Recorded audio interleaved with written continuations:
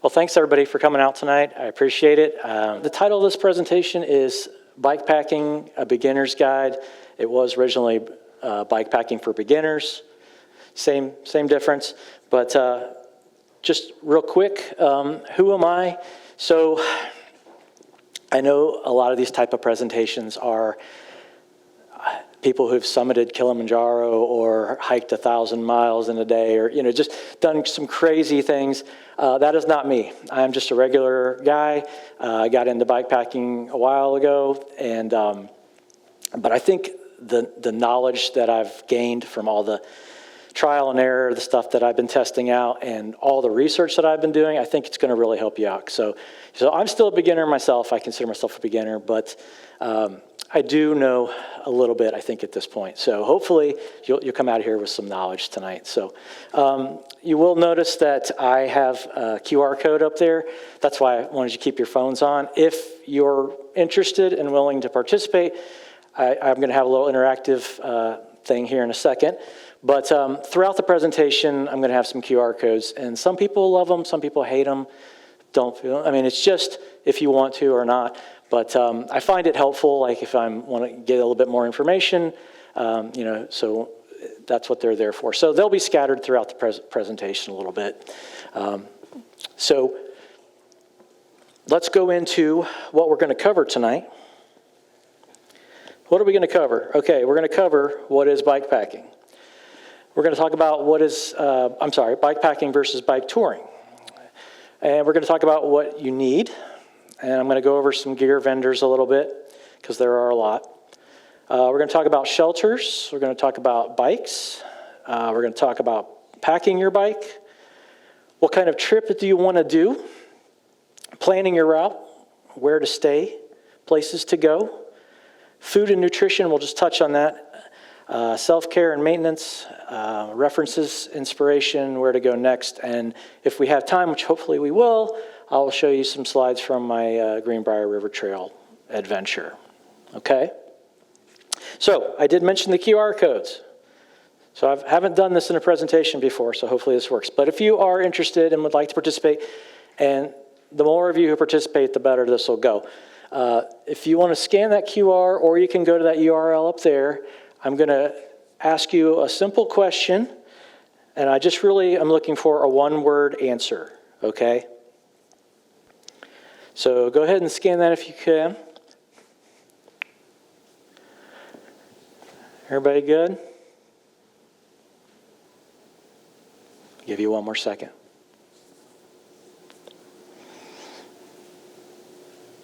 says that the poll is locked. Okay. Probably because I need to present. Okay. So, what I'm going to ask you guys, what do you think of when you hear the word bikepacking? So let's see if I can unlock this. There we go. And go. I got a timer up there for a minute. Just put a one or two word answer what you think of when you think of the word bikepacking. Okay, adventure. That's a good one. Heavy. That's another good one. Easy. Distance. Riding.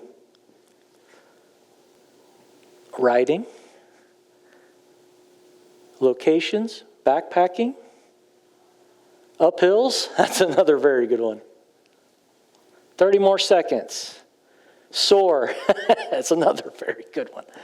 Locations, long, uphill, camp, heavy, rain, rides, overnight, distance, try, awesome.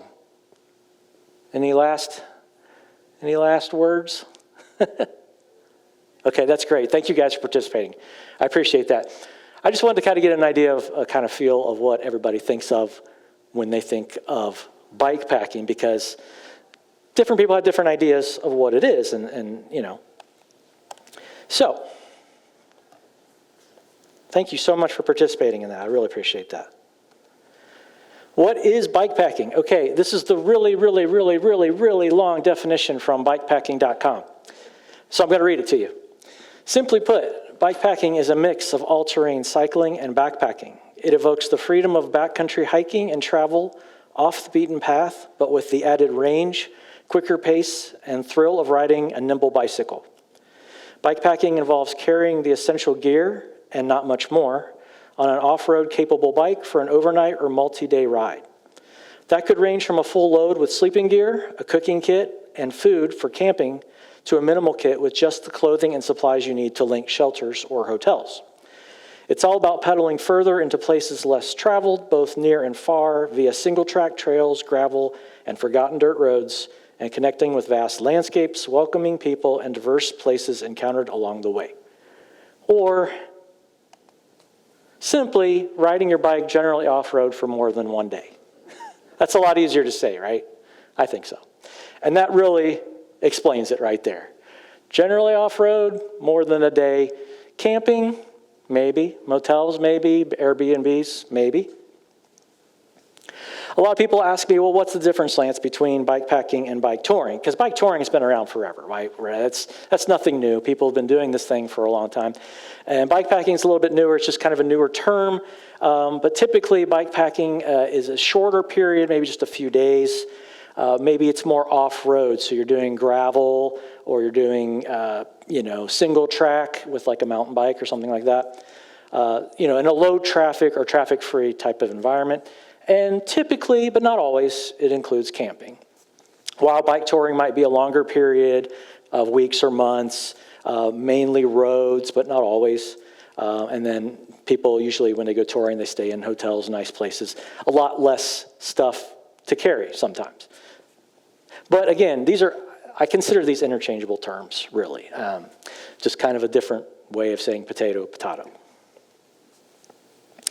And before I go and start talking about bikes and all this equipment and everything, I want to stress that any bike can be a bikepacking bike. You do not need to go out and buy a $10,000 bike to go bikepacking. If you have a bike, you can get out there right now. You don't have to purchase it, but it is nice. And we'll talk about the benefits of a bikepacking bike later, so I will go into that. But bikes are pretty much made up the same, right? They all have the same basic shape. They have the triangle, the frame. They have the down tubes. They have the fork.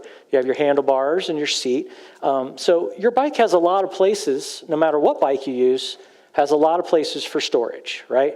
So that inner triangle up here, you could put, like in this case, this picture has a half bag, but on my bike here, I've got a full frame bag.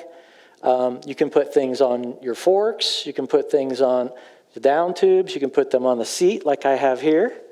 You can put them on your handlebars. You can strap bags to the front of your handlebars as long as they don't interfere with your steering and things like that. On this particular one, I have a frame cage here with a bag here to hold more gear. So there are lots of places. Just about every bike has a lot of places to store stuff. And you don't necessarily even have to have all the crazy bags like this. My first time going out bikepacking, I didn't really have much gear. So I just had some backpacking gear. I had some dry bags that I lashed to my bike and went out there. And fortunately, it was in June, so it was dry. I didn't get rained on and stuff like that. But, of course, the conditions are going to kind of dictate what kind of gear you're taking as well. Again, talked about the seat bag, and then a frame bag, a top tube bag here, which is this, a stem bag, which are these bags here. These are called feed bags or stem bags, fork bags, handlebar bags. There are lots of different options. So lots of places for storage on any bike. What do you need when you're going to go out there and go bikepacking? Well, obviously you do need a bike of some sort. I always say a bike and safety equipment. I'm big on safety equipment. I always wear my helmet when I'm out there just because I'm old, and if I fall, I'm going to hurt myself pretty bad. So I always say bring your safety equipment, at least a helmet. It's a good thing to have. And then camping, backpacking, bikepacking gear. If you are already into one of these activities like backpacking like I was, or just camping, then you've got probably half your gear right there. Honestly, if you have a tent, if you have a hammock, if you have quilts, if you have things like that, then you've got stuff. And even if it's not the lightest thing in the world, it's not that big of a deal. So whether you're taking a tent or hammock or tarp, that will dictate some of the rest of the gear that you're out there taking. So if you're taking a tent, then you're going to need like a pad or an underquilt. If you're doing a hammock, you're going to need some kind of cover from the elements, a tarp or a rain fly. Some people go very minimalistic. They take just a tarp and that's it. Other people like myself, I want a tent or at least a hammock and a tarp, and I like having a little bit of comfort when I'm out there. A sleeping bag or a quilt, something to sleep in. Cookware, again, this is going to be if you're planning on camping, if you're out there going to be along the trail. Now, if you're doing hotels, Airbnbs, and stuff like that, well, you don't need to bring all this stuff along necessarily. Water storage, you will definitely need some of that. Water bottles, things like this water bottle I got down here, or water bladders. So if you have that stuff from hiking, again, I was a backpacker way before I was doing bikepacking. So I had all this gear. I was just pulling my gear out. I was like, hey, I don't have to buy that. I don't have to buy that. It was pretty cool. But there were a few things I did have to purchase that were necessary. Things like ways to repair your bike if you have issues. You want like a pump would be good. Tubes, tire levers, wrenches, things like that. And we'll talk about maintenance a little bit, but even if you're not super mechanical or handy with fixing, there are things you can fix on the bike and get yourself back up and running, usually with just a few tools. I carry a multi-tool in my little bag here. I hope I remembered it. Yeah, I just carry this little multi-tool. It's got some different Allen wrenches and things, and it'll fit every bolt on this bike. It's nothing expensive. It was like $20 or something. But yeah, you don't need anything fancy. You don't even have to buy one of those. You can take Allen wrenches out of your toolbox or whatever. You don't have to go out and spend crazy money on this stuff. Electronics is probably going to be important. You're going to probably take your phone with you. If you have a GPS, you want to take something like that. Well, then you got to think about spare batteries, ways to charge all this electronics. I always take a battery bank. I take about 2 or 3 battery banks with me when I go either bikepacking or backpacking. I always take battery banks because they're just a lifesaver. Plus, I always take a lot of photos and videos when I'm out, so I'm always having to juice my electronics. So, but you're also going to have to think about things like lights, preferably rechargeable lights. Those are nice. And you're going to want to have things like that. You're going to want to purchase something like a light, at least a headlight, and preferably a rear light so people can see you. Even if you're riding on trails, off the roads, it's a good thing to have lights. And you never know when you're going to get stuck out in the dark and you're going to need to be able to see where you're going. So a headlight, to me, is an essential item. And then rain gear, change of clothes. Of course, this is dependent on the season. We're talking about Ohio. You never know around Ohio. But at least some kind of extra clothing that you can keep dry. So this applies, just like with backpacking. If you go backpacking, you need to have that spare set of clothing for if things get wet. And I stole this term from someone, but they called it sacred socks. And I stick to that. I always keep a dry pair of wool socks in the bottom of my bag or in the driest place of my pack or whatever I'm doing. If your feet get wet and cold, it's not a good situation. So if you have a nice pair of dry socks, that's a good thing. And then additionally, we talked about bike bags and compression bags, things like that. Racks or panniers, if you want to do that, if your bike's capable, you could put a rack on the front, a rack on the back. Panniers are those bags that go they kind of hang off the rack on the sides here. You see those on touring bikes a lot. So that's an option. And then straps or bungees are really good to have.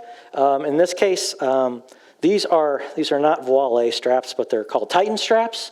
They're just silicone straps. They're stretchy, but they are great because they don't scratch your bike. They don't mess anything up.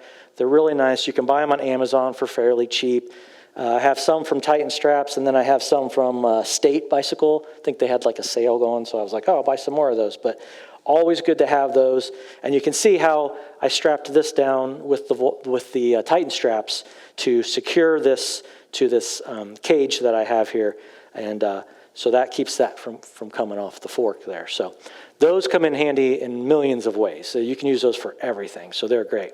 Any other type of bungees work fine, though. You don't have to buy those if you don't have them. But one thing is good to have is zip ties as a backup. Zip ties are great for many reasons. If you have something break on your bike and it's literally falling off, you can use zip ties to keep it on, like your derailleur or something. Or if you have something happen with your straps on your bags, you can zip tie them on. So I always carry like a handful of zip ties just as a backup thing. And then I always bring a luxury item. For me, it's usually a camp chair, but just something to kind of make the trip a little bit better after all that riding.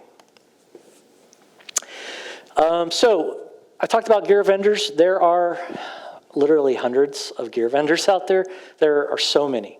And a lot of these brands are cottage type vendors that I have up here, and they can get pricey. And a lot of people don't want to invest that kind of money in when they're starting out because they may not like it. They may not want to do this, and that's not for everybody. So I just highlighted a few that I do like.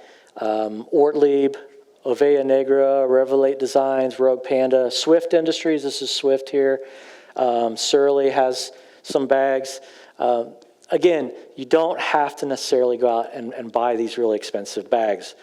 You can get budget gear, which is, I actually do have budget gear on here as well. These are just straight off Amazon. This was like $20, and this was like maybe $50. But that's half, probably a third of the price of what one of these cottage vendors are. So Moose Trex is a cool brand, and Rock Bros is another good brand.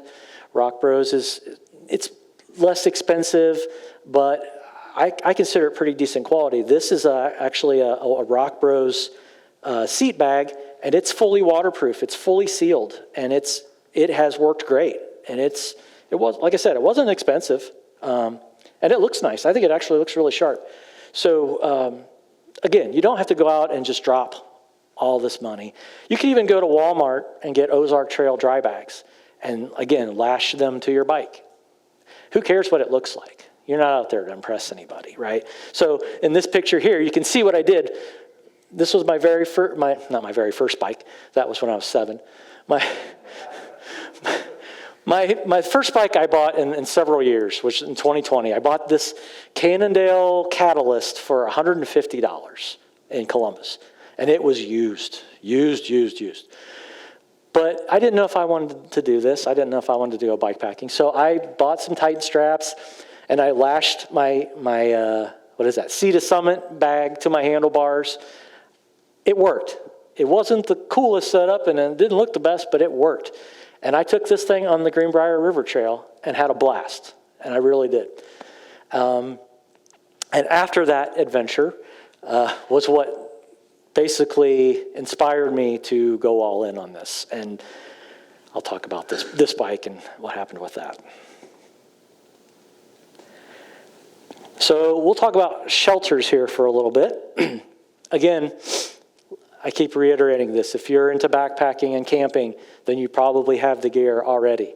And it may not be the lightest, it may not be the fanciest, but it's probably going to work for you.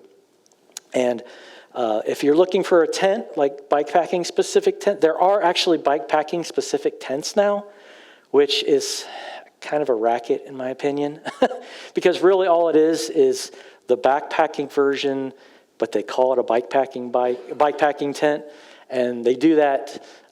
They do have some differences from backpacking.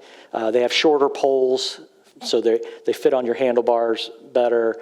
Some of them come with additional straps and cords and things like that, but you do not have to spend $500 on a bikepacking specific tent. You don't have to do that. But if you are interested in that, if you want to, MSR makes the Hubba Hubba bike pack. Nemo makes a great one. Big Agnes has one, and Sea to Summit has the Telos, which is really cool. Those are really nice. They're really nice. But again, you could go out to Amazon and buy a nature hike tent for $100 or less, and that's going to probably do just fine. Really, You don't have to go out and buy this. What I did is I actually got a great deal over the holidays. I found the MSR Hubba Hubba one-person tent on Amazon, and it was on sale because it was the 2022 version for $250. Normally it was $500. So I bought that, and it's the backpacking version, but it weighs 2 pounds and 4 ounces. That's pretty light. That's not ultra light maybe, but it's light. And I bought that because I wanted a freestanding tent, because I never really knew where I was going to end up camping doing these trips.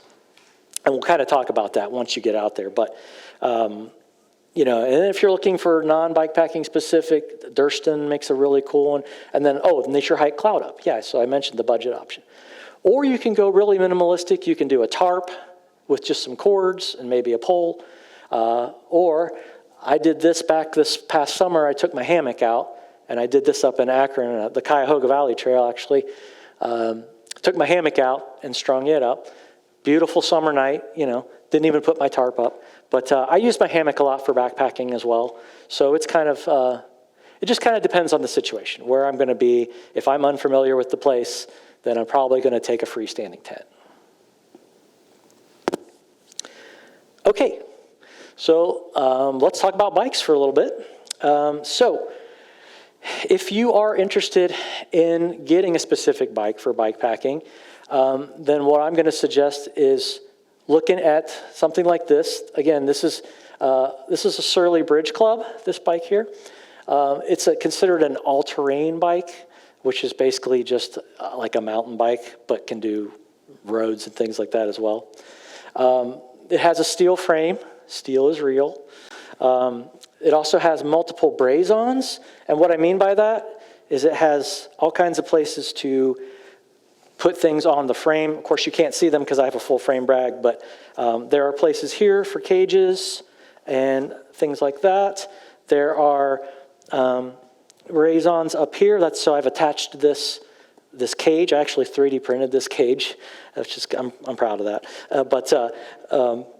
Yeah, so it has multiple places to attach gear. It's specifically made for attaching all this gear and bags and things to your bike. So typically, these all-terrain bikepacking bikes have stronger rims for heavier loads because you are going to be carrying a lot more than just yourself. You're going to have water, you're going to have gear, so you're going to have a lot more weight on your bike. Tubeless tires, that's a nice thing to have. I actually don't have tubeless. I have tubes in them. There's kind of a debate about that as well, if you know about tubeless versus tubes. Some people swear by tubeless, some people swear by tubes. One thing I will say is tubes are a lot easier to replace if you're out in the field and you're in the middle of nowhere and you pop a tire. You can throw a new tube in there, things like that. Rigid fork, mountain bikes, they have the springy forks. This one has a rigid fork. Hydraulic or mechanical brakes, just some kind of disc brakes. It's really a personal preference. I have hydraulic brakes, which are great. They give me a lot of stopping power. And again, I'm going to have that huge weight, that huge load on my bike. So I need that stopping power. And I actually put a larger disc up front to give me more stopping power up front. It's a 180 millimeter disc. But the problem comes if you're out in the middle of nowhere and something happens to your brakes, I don't know how to service hydraulic brakes. I wouldn't even know how to tell you how to do that. But if they were mechanical, they're a lot easier to fix. And if you have just some basic tools and a little bit of knowledge, you can probably get mechanical brakes working again. So that's kind of a preference thing. If you know you're going to be next to civilization the whole time you're out bikepacking somewhere, then it's not really that much of a worry. When I was on the Greenbrier River Trail, I actually had one of my pedals fall off. Just as I was riding, I had a pedal fall off. I was like, what the heck's going on? But I had my little multi-tool, so I got it back on and got going again. No big deal. But if it had been something a lot bigger, it could have been scary because I was pretty far from anywhere. Fortunately, I'd had people with me, so that was good. Another thing about these bikes which are cool is the wider gear range. So this is a 1x10. So I have basically 10 gears on here, 10 different speeds.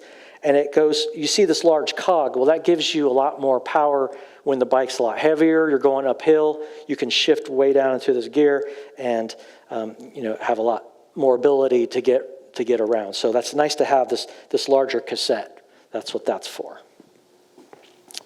Okay. And then different handlebar configurations, which I believe, no, not yet. But okay, so just some different brands of bikes. Surly Bridge Club. Surly also makes a bike called the Ogre. Salsa has the Cutthroat. Kona has one called the Unit. And then there's some really expensive, fancy ones called Esker and Marin. They're really nice. But there are also some budget ones out there that are great. State Bicycle. They make an all-road bike, which is awesome, and I think it's under $1,000. There's also a new company that just came out. I just heard about them called Primos. They have a gravel bike that is really, really cool, and it's about $800, which is a good deal for a nice bike. And it is sharp. It's got really good components on it. A great starter bike. If you're looking for local dealers, K&G Bike Center.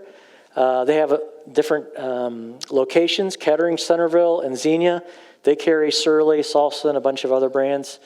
They actually helped me build this bike. I'll go into the story but K&G helped me a lot, and they were great. Kettering Bike Shop, they are now a Trek shop, but Trek bikes are awesome. I like Trek. And there's Mike's Bike Shops, has Dayton and Huber Heights locations. Tip Cyclery, and there's a place called Cyclotherapy in Springfield. And then, of course, REI just opened a little while ago in Beaver Creek, and they have co-op cycles, Cannondales, and, so they have a great repair department, great maintenance. So REI is another fantastic option. So if you want to look at used bikes, which is what I did in this case, so I was really trying to piecemeal this build out, and I didn't have a huge amount of money to drop at the time. So a friend of mine went on Facebook Marketplace, and he found me this frame for this Surly, and he said, you should go take a look at this, and I did. It was for sale in Athens, Ohio. It was a 2-hour drive, no big deal. Drove over there. The guy selling it just happened to be a bike mechanic as well. So the frame was completely immaculate. There wasn't a scratch on it. Everything was perfectly lubed. I mean, I really got lucky with this purchase. So it was awesome. And he gave me a great deal on the frame. And so I was able to kind of piecemeal this thing as I collected more money, and I was able to also put the parts on it that I wanted. So, I knew that I wanted hydraulic brakes and things like that, which I don't believe comes stock on a Surly if you buy it built. Maybe, I don't know. But, again, so I went out to Amazon, bought the hydraulic brakes. These aren't expensive hydraulic brakes. These are Shimano, they're 2-piston Shimanos. They were like 50-some bucks. They weren't that expensive, real, in the grand scheme of things. And then the other parts a friend gave me, so I really got lucky with that. He gave me the microshift cassette and shifter. So I was able to build this thing out, and really the only things I had to buy were the rims and the tires and things like that. And these handlebars, which I just put on. But so that's another option. So if you're really looking to make it your own, which is kind of Surly's motto, you can find these out here. And I was following them for a while, and Facebook Marketplace was loaded with Surly's for a while there. But look on Craigslist, look out on eBay, look on bicyclebluebook.com, another great one. Bike Exchange, I think they're still around. But now is a great time to purchase bikes, used or new, because there's a lot of surplus. And if you don't know that whole story, it kind of started in 2020 with COVID. Everybody was going outside and buying bikes. You couldn't find a bike. You could not find a bike anywhere in 2020. And a few years after that. But now that's kind of died off, and a lot of people are selling their bikes. They're done. They don't want to ride them anymore. And all these big companies, they were creating all these bikes, and now nobody's buying them. So you can find lots of deals out there. There's a huge surplus of bikes out there. And there's a lot of these really great online vendors, State Bicycle, Poseidon. There's a lot of really great companies that you can order direct from them and, have a bike delivered right to your door.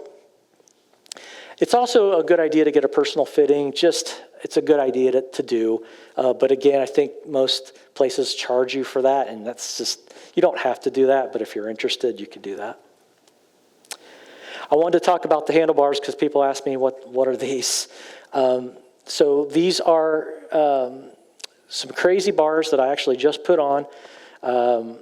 I like flat bars. I'm a mountain bike rider. I'm used to flat bars. So drop bars, I just don't like them. But some people love them.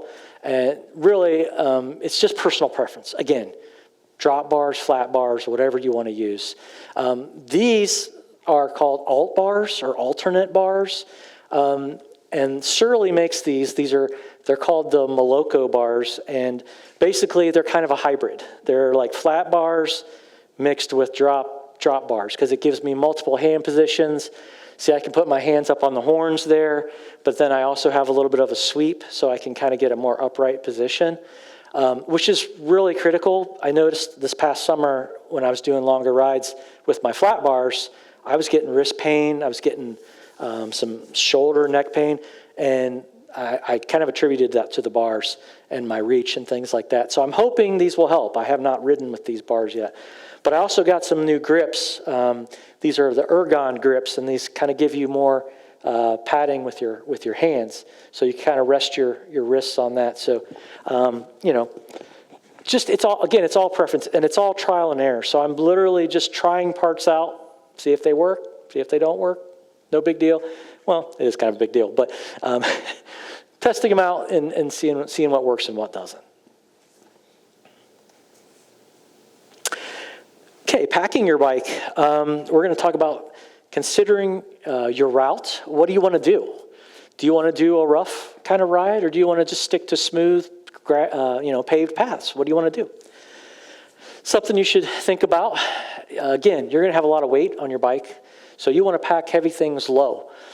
Keep all your really heavy stuff, like your water, your heavier items, kind of towards your center of gravity down here. And your lighter things up top, your lighter things up here, lighter things on your fork. So especially like your fork bag, like I have here, that's where I'd put like my sleep system and probably my tent body, things like that, because they're fairly light.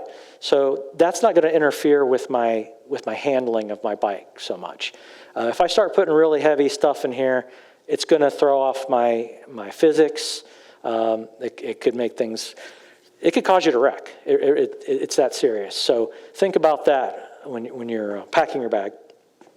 Minimal weight on forks, I mentioned that.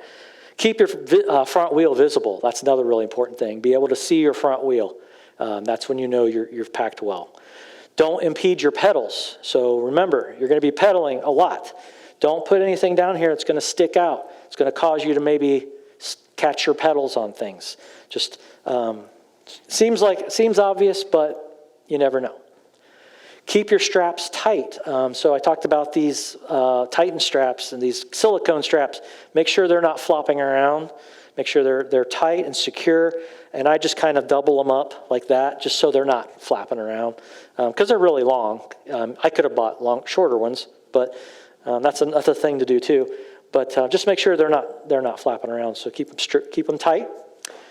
Make sure your bike is not so heavy that you can't push it or carry it if you need to, especially if you're doing single track, crazy off-road type things, because you never know what might happen. You may have to cross a stream. You may have to go around something and wheel your bike. Typically, if you're staying in a hotel or something like that, they don't really they frown upon you riding your bike through the lobby, so you might want to walk your bike through the lobby. So it's good to make sure your bike is manageable.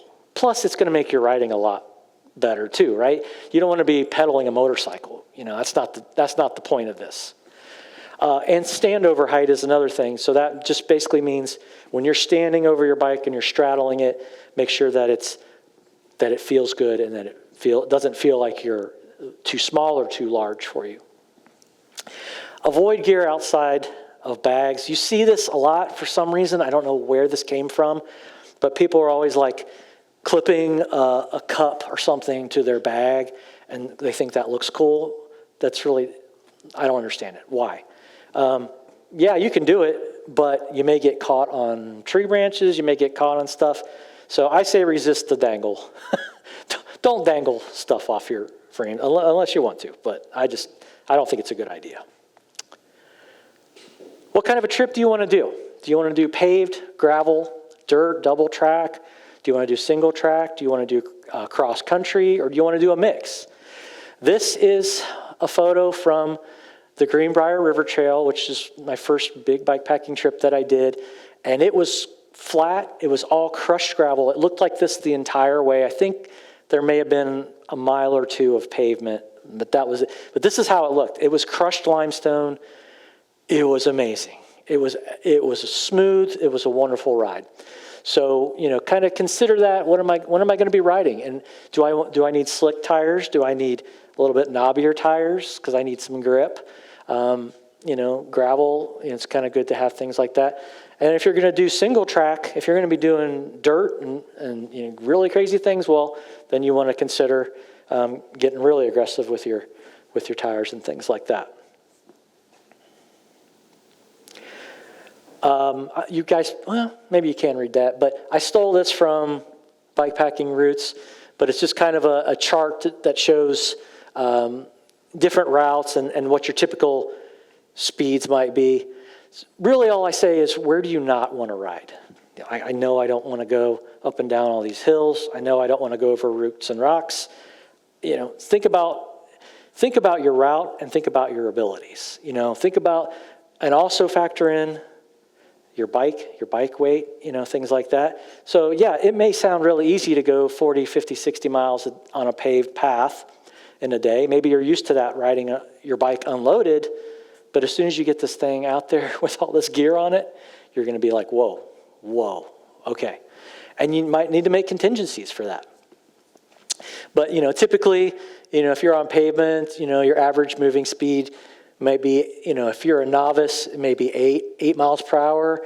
If you're a relaxed bike packer, you may be 10 or 11 miles per hour, things like that. And then, some people can get up to really crazy distances. And it's the same thing with backpacking, right? Some people can go 60 miles in a day. They can just book it and go. I'm not one of those people. But same thing with bikes. Some people can go really far and just have the stamina and can do it. But just think about, do some research on where you're going and what you're in for. Consider things like the route difficulty, the physical demand. Also think about resupplies, where you're going to get your water from. What kind of water availability? When I did the Greenbrier River Trail, it was the middle of summer. It was June. But we were really fortunate because it follows the river the whole way. There was no shortage of drinking water. Plus the campsites had wells and pumps. So water was not, I didn't have to carry much water. I carried like 1 or 2 bottles, but I never worried about water being a problem. But if you get out there on certain places, there may not be water for many, many miles. And it could become a real concern.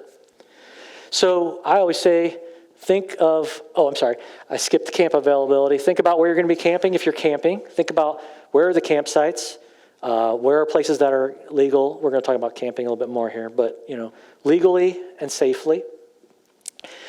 When you're plotting out your route, think of some bailout points. Think about some places, okay, this crosses a road. If things get really bad, I can bail out here. Things like that. There were some places on the Greenbrier River Trail where you could bail out, but it didn't necessarily mean you were close to civilization. You still had to go several miles, but there were places to get off, which was nice. And then think about points of interest and things like that, things you want to see. What do you want to see? And then safety concerns. We've talked about a lot of the safety concerns. So where to stay? Okay, if you're out there bikepacking and you want to camp, well, there's lots of options. You could do campgrounds or campsites. State parks have a lot of places to camp, of course. National parks, not really a lot of national parks in Ohio, but surrounding us, there are lots of places. And then even local parks. There's a local park I know of in Beaver Creek that you can camp there. You just have to get like a little permit that's free. But it's along the bike path and you can camp there. Other options are hip camps. I saw some of these in West Virginia on the Greenbrier Trail. Those are privately owned campsites that people have, and you can go out to the hip campsite and reserve them. And usually it's a minimal charge, 10 or 15 bucks a night. Depends on the person. But yeah, so you can reserve a spot, and then you have a campsite. It's not going to be taken. It's going to be there for you. So think about that. Also, public lands. Again, not much public lands in Ohio, but places out of state have public lands. Pennsylvania does. There's some cool places.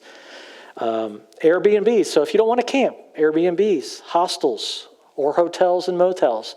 You can plan things out on certain routes where, hey, there's a town that this trail goes through, and I can just get a room there. Get a hotel room. And most places, from what I hear, I haven't done it, but most places are good about letting you bring your bike into your room, things like that. I don't know about all the Airbnbs and stuff, but usually it's not a problem. In fact, I have a funny story about some friends who did the C&O trail up, I think it was in Maryland, and they got stuck in a huge rainstorm, and they ended up taking their bikes into the hotel room with them, and they ended up washing their bikes in the bathtubs, and they were covered in mud. And they said they completely, had mud everywhere. I don't advise doing that. Please don't do it. That's just mean. But it was kind of funny. But it's mean. And then this last one, I debated even putting this up here. You did not hear this from me, but there is such a thing as stealth camping. If you find a place that you just absolutely need to stop, you can't pedal anymore, and you just need to set up camp, well, it might be illegal, but if you have to stealth camp. So I'm not advocating stealth camping, but that is sometimes you can get away with it. And then when you're going route planning, there are lots of options for that. Google Maps, of course, is free. You can plan routes with Google Maps. If you don't mind spending a little money, you can get Gaia GPS, which is what I love, but it did go up in price, so it's a little spendy. And then Ride with GPS has options too, and Ride with GPS has pre-planned, I think they call them community routes, things like that.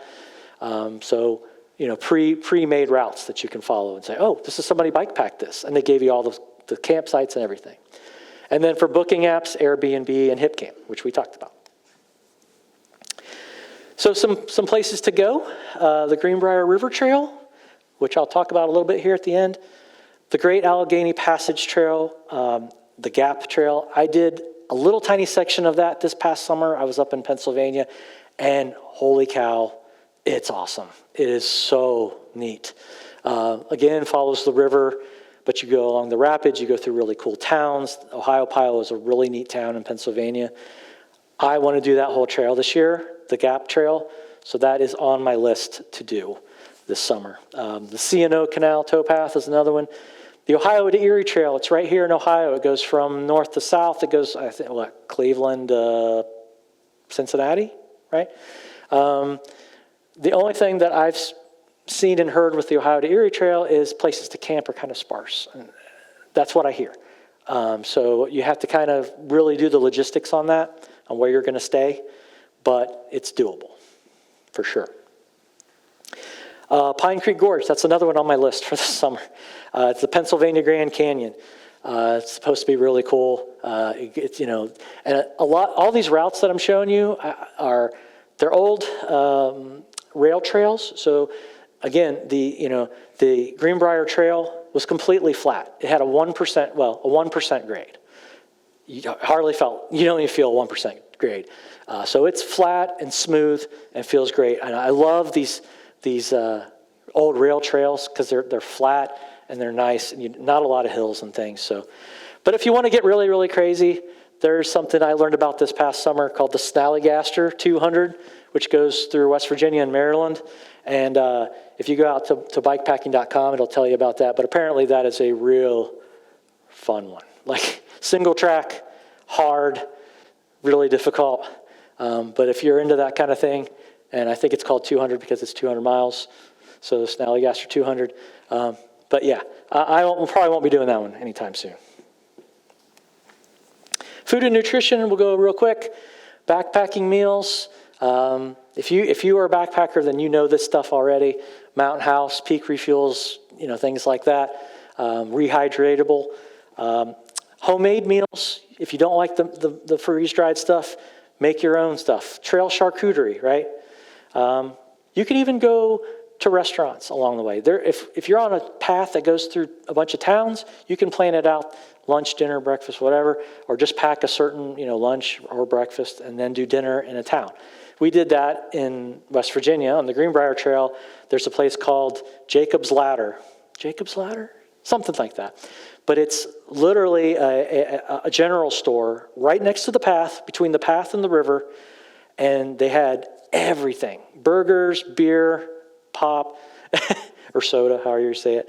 And they had a whole shop of bike gear, like quality tools, tubes, all kinds of things. I was blown away. It was so great.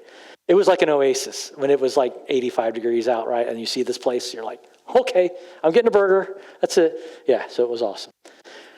I talked about water already being your heaviest item. Know how, where to get it. These up here, these are Camelback podium bottles, and they're insulated water bottles, bike bottles. REI has those, and they're really nice. I don't have any, but they're really nice. Per Kate Boyle, she's a famous bike packer. So she uses this term called avoid the bonk. The bonk is what I call the wall, hitting the wall. Avoid the wall, avoid the bonk. Eat every 20 to 30 minutes while riding, which is kind of hard. You forget about doing that. I forgot to do it when I was riding. And that's why I bought these bags. They're called feed bags. So I can put snacks right up here. I can put my water in this one and my food right here. And, boom, it's right in my face. So, and remember to hydrate, especially in cooler weather. That's something I forget to do no matter when I'm hiking or biking. I always forget to drink water. And it's so critical, drink water. Carbs for energy, fats for energy, proteins for recovery and repair. Okay? Very important. And nutrition, no matter you're hiking or biking, I will say biking takes a lot more energy from you, I feel. Like I said, I can hike for about many, many miles in a day and feel fine. Biking takes a lot more energy out of me. Foods to pack, crackers, cookies, energy bars, dried fruits. I love dried fruits. Chocolates, gummies, candies, nuts, trail mixes.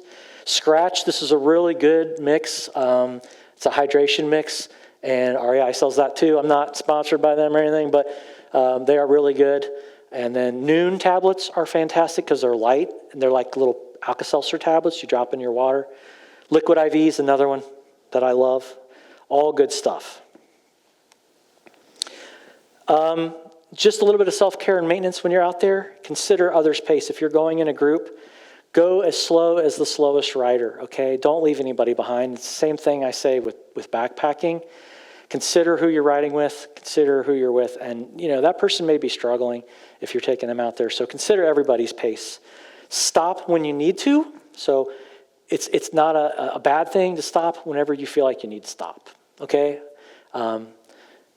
Listen to your body. Listen to your body. Listen to your bike. Take care of issues early when you're out there. Whether they're physical, mental, or mechanical, take care of them early. Like I said, I had that pedal fall off on me on the Greenbrier Trail. It was doing a weird clicking. I didn't stop to deal with it, and I should have. And as I was pedaling, all of a sudden it came off. So if you hear something rattling, something weird going on, address it. Don't let it linger because it could lead to a much bigger problem when you're out there. And again, something that's small, you could take care of maybe. Same goes with your body. If you've got a pain developing, deal with it. If you've got, and I got mental up there, if you're feeling beat down and like you're just done, take a break. Go sit by the river. Go sit on the ground. Just take a break. Take care of those things early. And no basic bike maintenance. So I say that. I've said that before. No, just basic bike maintenance. Know how to maybe put a tube in or how to tighten up these things. This is not hard. You don't have to have a ratchet, crazy, a torque wrench. Sorry, I was trying to think of what the word was. You don't have to torque these to spec. Tighten them. Make sure things are good and tight. You're not going to destroy your bike unless you crank down the stem or something. But know how to do basic things like that. Okay, references and inspiration. I have another QR code. I suggest you scan that one because it's really good. But some great sites. GoBikeCamping.com is really good. I just learned about that one. Bikepacking.com is fantastic. Awesome reference. They show you bikes, they show you gear, they show you routes. It's amazing. Bikepacking Routes is a nonprofit that I learned about 2 years ago. They just did last year, they did an 8-part virtual workshop. They did it all online, and each video was a different topic. So one was on mechanics, one was on self-care, one was on food. All these topics I've covered tonight. So, and you can go out on YouTube and watch that whole thing. And they're doing another one right now, and the last one is middle of February at some point is their last one. They're going to talk about bike mechanicals. So they are awesome. Bikepacking Routes is fantastic. They are a great organization. They're great advocates for bikepacking. And they did, the reason I was in Ohio Pile is they did a virtual summit, not virtual. They did a summit, a bikepacking summit. And they had all these bikepackers from all around the Midwest show up. And it was just so much fun. Seeing everybody's different bikes and everything was so cool. I really love it. Adventure Cycling, Ohio Gravel Grinders, Old Man Mountain has good stuff. Surly, of course. And then there is a Bikepacking for Beginners Facebook group. Real quick, Leave No Trace. You probably know this stuff from backpacking or camping. It applies just the same in biking, probably even more so. There's kind of a stigma out there about bikes being in the backcountry. People a lot of people get really worked up about bikes being out in the woods. So I'm an advocate of Leave No Trace, L&T, the principles of Leave No Trace. And if you scan that, that'll take you to bike-specific Leave No Trace principles, which is pretty cool. I didn't even know they existed, but they do. Where to go next? Get out there. Just get out there. Get out there and explore. Start local. Pick a short loop, someplace that you know you can get home safely. Always, I say this with backpacking as well, always test your gear first. Don't just buy a new tent and stick it in your bag and go out 20 miles away in the middle of nowhere. Because if something happens and that fails and you don't know how to repair it or fix it, you could be in trouble. So always test your gear. Don't pack your fears. I say that as just don't be afraid. Don't pack everything under the sun. You don't have to. You don't need 5 different wrenches. You don't need, all this redundant stuff. You don't need all that. You can get out there and pack lightly as well. Have a bailout plan. I mentioned that already. And notify somebody. Tell somebody, especially if you're going solo, preferably if you're doing it the first time, go with a group, but notify people if you're going out there. Events, real quick. The Cora group, the Cincinnati Off-Road Association, they're doing a bike and trail expo in Cincinnati in March. I went to the one last year. It's at Mad Tree Brewing. Awesome event. They had like 3 or 4 rooms full of bikes and bike gear. It was fantastic. And if you want to go a little bit further, that same weekend, you can go to Philadelphia Bike Expo. And then I mentioned the Bikepacking Routes Summits. Hopefully they're going to do the one in Ohio Pile or Confluence, Pennsylvania this year. Again, that's the Mid-Atlantic one. And then Midwest, and then others, if you want to go out west, they do a bunch out there. They go Colorado, Wyoming, places like that. Real quick, I'll try to do this in just a few minutes. This was my first bikepacking trip a few years back with my Cannondale, my $150 Cannondale I took out. I went with my son, my nephew, and my brother-in-law. We all just decided to do this, and we were like, let's go. Let's just do it. So we went out there. We hit the GRT. The whole trail is 78 miles long. It goes from Caldwell to Cass, West Virginia. It covers 35 bridges and goes through 2 tunnels. And it is scenic. There are waterfalls. You're in the woods. You're along the river. There's giant boulders in the river. Wildlife. We saw so many deer. We saw snakes. We heard what we think were bears. It was so neat. Easy, 1% grade. Plentiful water, like I mentioned. The only warning I say is if you decide to do the Greenbrier Trail, it is a radio quiet zone, which means you will not have cell service for about 95% of it. It's close to a giant telescope that's down there in Greenbrier, West Virginia, so there's no cell service, none. And that is the truth. Couldn't get even half of a bar. And now if you have an iPhone 16, then you got the satellite communication, or if you got a satellite communicator, that's not a problem. But don't rely on your cell phone. But yeah, here was us on the left here getting ready. We're getting ready to head out. They have these really nice Greenbrier River Trail signs along the way. And then, again, it's all gravel, double track like this. So it's literally the old railroad ties are pulled up, and it's covered in gravel, and it's just gorgeous. So here was us riding, and there's a mommy deer and the fawn there. We saw so many deer. I've never seen so many deer in my life. And here's one of the waterfalls that's along the route. Just absolutely gorgeous. And there's campsites all along the way. They're first come, first served. They're free, but they have these really nice campsites with shelters. It was amazing. These shelters have a place you can stay in. You can sleep in these things if you can beat everybody else to them. But the campsites were just amazing. They have fire rings right along the river. So again, there's plenty of water. And then here's one of the tunnels we went through, which was just super cool. And another bridge trestle that we covered. And then we saw a bald eagle fly down over the river, my son and I. And we were just like, what? My son was just beside himself. He couldn't believe how gorgeous it was.